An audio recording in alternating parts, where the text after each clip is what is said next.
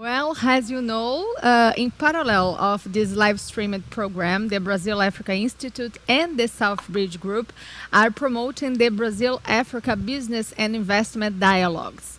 Today, the Closed Door Roundtable was focused on investment and in agribusiness. So, let's wrap up the Closed Door Roundtable right now. I think we have some guests here to talk about the discussions and to talk about what was said and dialogue. I know that this is a closed door meeting, but we can for sure give some frame up of the discussions. Do you have Dr. Frannie Léautier? Hello, Dr. Frannie, are you? Hi. Yes, good afternoon. I'm very well, thank you. Good afternoon, dear. Can you see me? Good to see you. I'm not seeing you yet. Can you see me? I can see you, and perfect. my video is...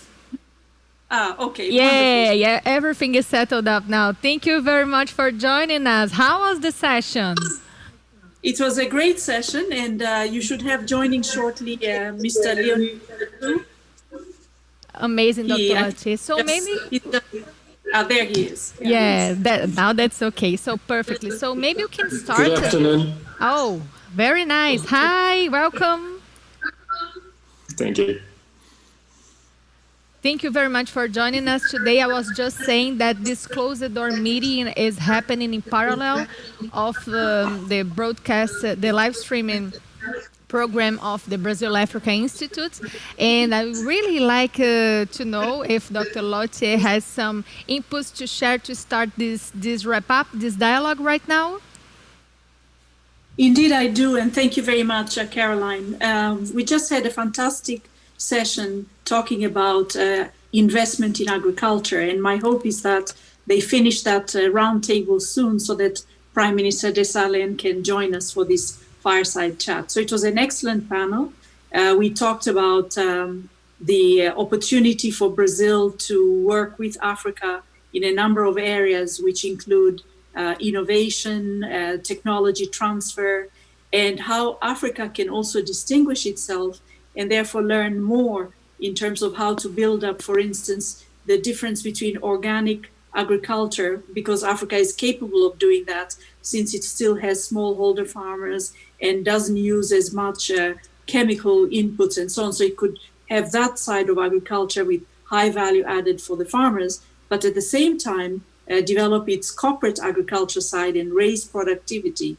And to do that, it needs strong financial institutions that can accompany the farmers to de-risk, because agriculture is a risky sector, to also use national development finance institutions to crowd in the private sector, and also to find a way that there can be more innovation coming into the sector that not only creates jobs and raises the value of production in the sector, but can also at the same time produce high quality products, whether it's food or export products, and the importance therefore within all of that of the end of the value chain, which is trade.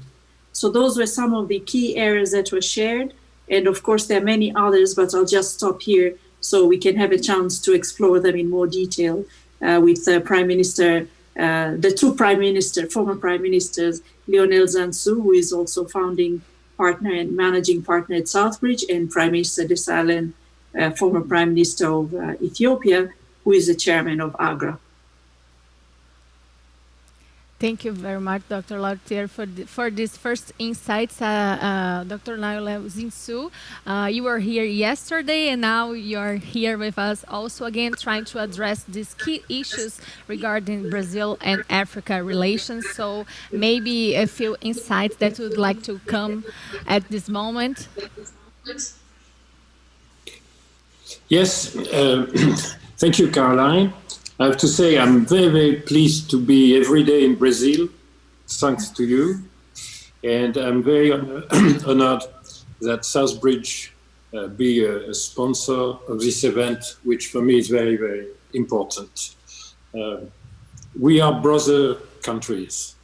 We have the same challenges, the same opportunities, in many fields, and it's absolutely true of farming, agriculture. It can be a comparative advantage for both economies, both continental economies, Africa and Brazil, which has a dimension of a continent in a sense. So I'm very, very pleased to be with you and to hear that you have had a session with many concrete, real opportunities of cooperation. Having worked a bit in my career in Brazil, I have much respect for the achievements of Brazil in terms of competitiveness and quality in agricultural products, because I think we will focus on the food chain and the upstream agriculture. But more importantly, I have also a great respect for what has been achieved in terms of infrastructures, in terms of rural credit, in terms of the remarkable action and achievements of your National Bank for Development, the BNDES. I think we have to share our best practices and cooperate far more. And I would say that it is not restricted to the Lusophone countries in Africa, even if it eases the relationship to have a language in common. But as I'm a citizen of Benin, and as part of the population of Brazil, namely in Nordeste, is from Benin's Nigerian, Togolese, Ghanaian descent, I think that we have some cultural links which will help beyond the language, beyond the Portuguese or the French. And I think we have cultural dimensions which are very important and underexploited. I think it is a reserve of resources for us. We feel very, very close by Brazil for many of those cultural and, in a sense, historical and emotional reasons. I think it's a good legacy for cooperating today in a modern time in the 21st century. So all those dimensions which are related to economics, but also to culture, can be very important. And I would say that the soft power of Brazil has increased dramatically the last 20 years in Africa. And it is cultural, it is diplomatic, it is sharing of policies, experiences, in respect, mutual respect. I think it's very important. Thank you very much. Thank you very much, Mr. Zinsou. We have been joined here by Minister Hailemariam Desalegn right now. Thank you, Minister. Welcome to. Thank you for joining us. It's my pleasure. So, how was the session? Can you talk to us a little bit about the discussions? How do you feel the environment? I think we had a very good discussions that has involved both, the public sector, the private sector, and development institutions and financial institutions involved in the discussions. We had fruitful discussions. And actually, the outcome is that we decided that we have to continue cooperating with Brazil, which has got tremendous experience in putting the agricultural transformation agenda at the center of their development. And that can be learned by African leaders, African private sector and African civil society organizations.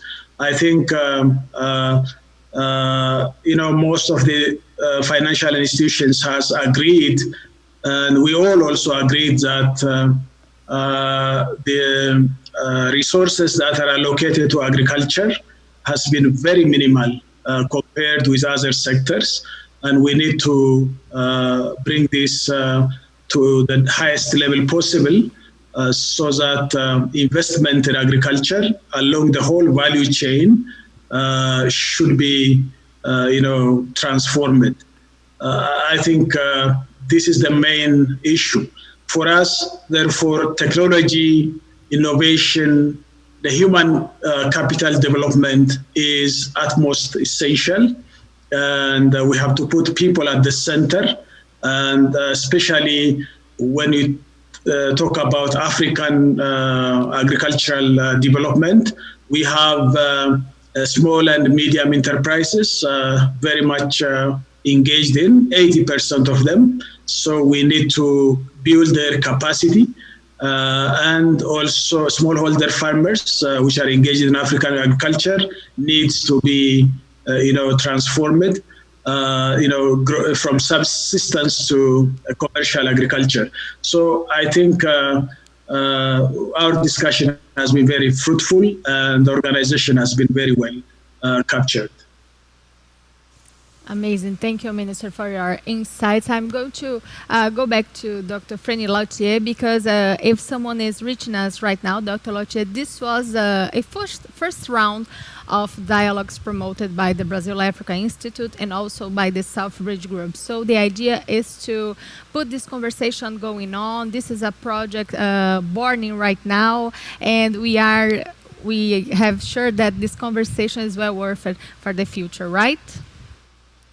Absolutely. In fact, SouthBridge has signed a multi-year partnership with the Brazil-Africa Institute, and we hope to go beyond the dialogues that we have brought to bear in the last 2 days to launch what we are calling a business and investment dialogue, where we will bring investors and companies that are interested to invest in Africa and vice versa, to focus on the critical sectors, agriculture being one of the top priorities, but also looking at infrastructure and health and other important sectors where we believe, because of the commonality either between the weather, the tropical climate, and the soils for agriculture, also for diseases and other health-related aspects, including cultural and DNA historical links, which may be important for health research. And then, of course, bringing the importance of investment. And one of the key areas that I learned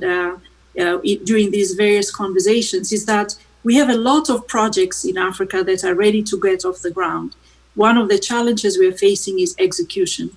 And one of the things that Brazil has done very well in the last 2 decades is to execute. So that's one area that we would really like to learn from and see how we can bring in not only the financing and the capacity building, but also the execution lessons learned, because we have very similar geography, similar climate, and similar cultural aspects.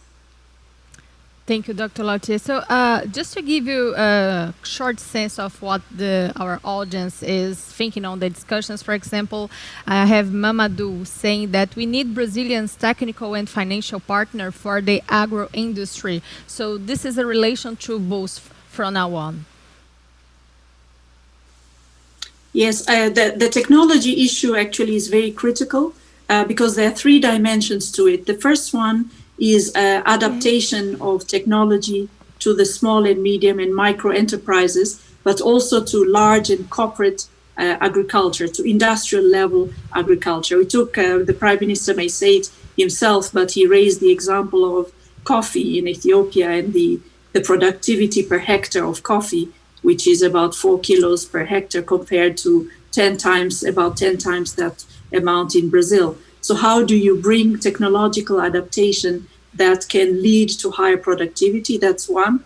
Second is technology for leapfrogging, which was a key aspect.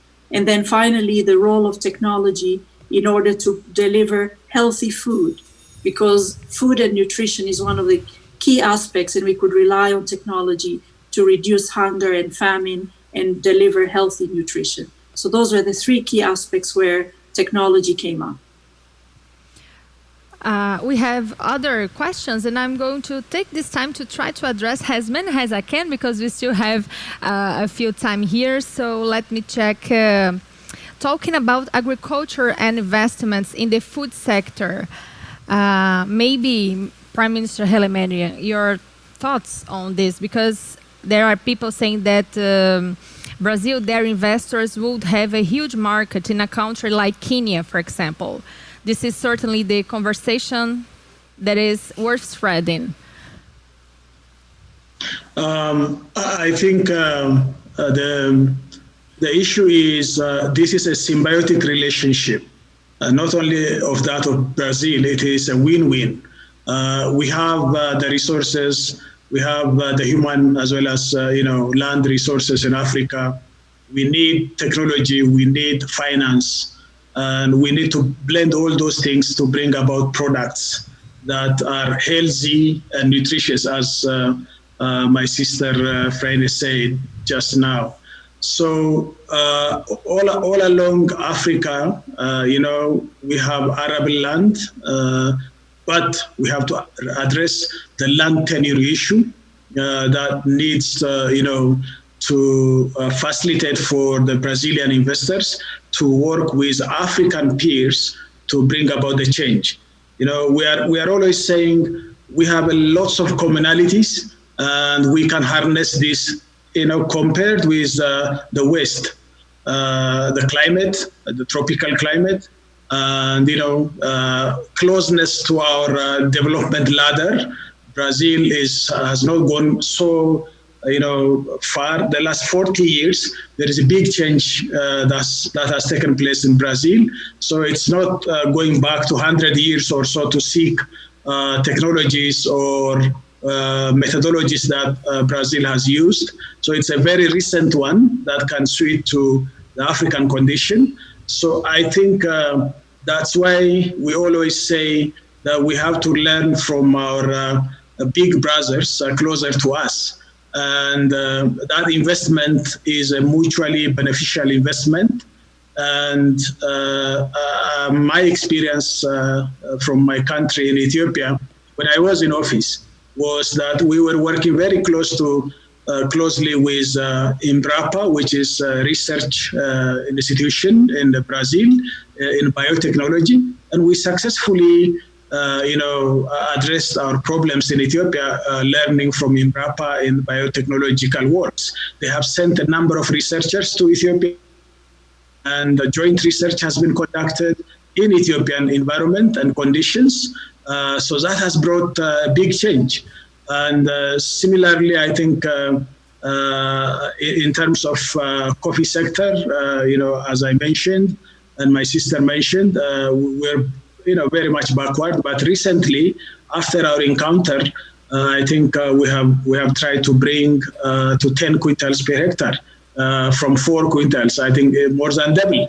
But when you compare with Brazil, still we are backward. So there are lots of things that we can learn. So investment needs a climate, and African countries and African public sector has to bring business climate that is suitable for all, not only for Brazilians, but for Africans themselves, so that we can cooperate and make those investments to be viable. And we have lack of capacity to, bring bankable, feasible projects to banks for loan, and that we can work together with Brazilian counterparts. African private sector, domestic private sector can build their capacity by working together with Brazilian counterparts. So we have a lot to do together, but I'm very glad to hear today that there is a Brazil-Africa Institute and SouthBridge who tries to bridge this gap from the African side. So I think these two institutions can do lots of things, and I, chairing the AGRA and AGRF, can play also a major role in this regard. So I think this is a very good platform. Thank you, Prime Minister. Maybe some insights of Dr. Lionel Zinsou for that question. What are some of the innovative solutions and tactfully that could impact agricultural distribution for landlocked countries?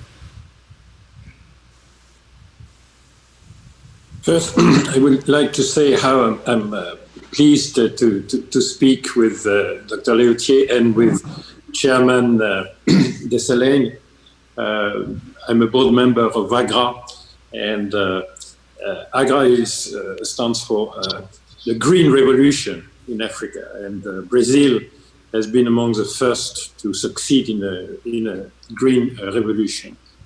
Just to answer your question and complement what my brother has said, I think it goes from upstream and the commodity level and farming, where clearly in terms of technology, in terms of genetics, biotechnology, for instance, we import in Benin for the cattle, we import the genetic material in order to make our cattle productive and efficient, because you have exactly the same constraints in terms of climate, resilience of the animals and so on, and to create a healthy product from this development.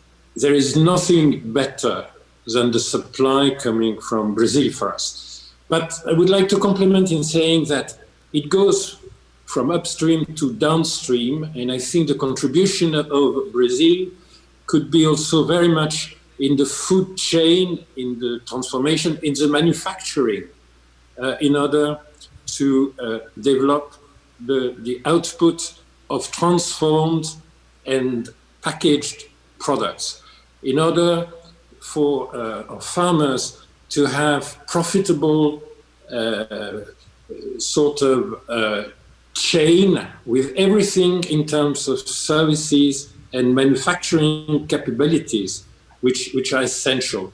We need cold chains.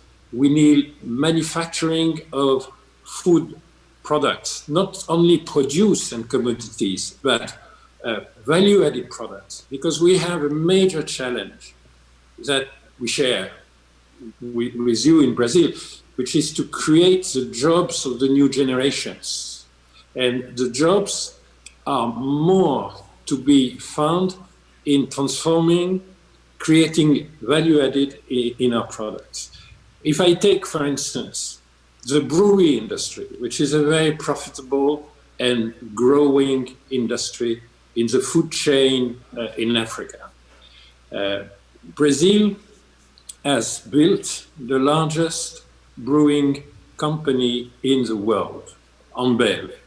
And recently, in a friendly takeover mood, has taken control of the #1 brewery company on the continent in Austral Africa and some other parts of Africa, South African breweries. And I think that those links, which are equity links, but which are also sharing of technology and manufacturing experience, is also absolutely essential. A great merit of agriculture for African development, and it has been proven by Hailemariam in Ethiopia, it is a driver of growth, because it is the first customer and the first client of all, and supplier, of all the other sectors in the economy, be it logistics, all the kinds of services, all the kinds of research. I mean, agriculture is 50% of the workforce in Africa. And we have to create value added. And it's where Brazil is a bit ahead of the game in the world on that. And we have to learn, and we have to welcome investments in this respect. And the brewery example, or you would find the same examples in forestry, for instance. All that is totally relevant for a cooperation in between Africa and Brazil. Perfect, Dr. Lionel. So thank you very much. So, Dr. Léautier, just to close up, private sector, Brazilians in Brazil and Africa, everyone is invited to join and try to learn a little bit more of the environment in order to foment this dialogue, right? Absolutely. And we are looking forward to connecting investors from Brazil, companies in Brazil that want to come and work and invest in Africa, training institutions for capacity building and knowledge and technology transfer, and of course, connecting them up to opportunities in Africa, and the same with African companies that may want to invest in Brazil. And I think with this business investment dialogue that we're going to be having, hopefully next time, face-to-face, after COVID, really successful with. Yeah. Let's hope for that. Thank you very much for all of us for having joined us. We are going to have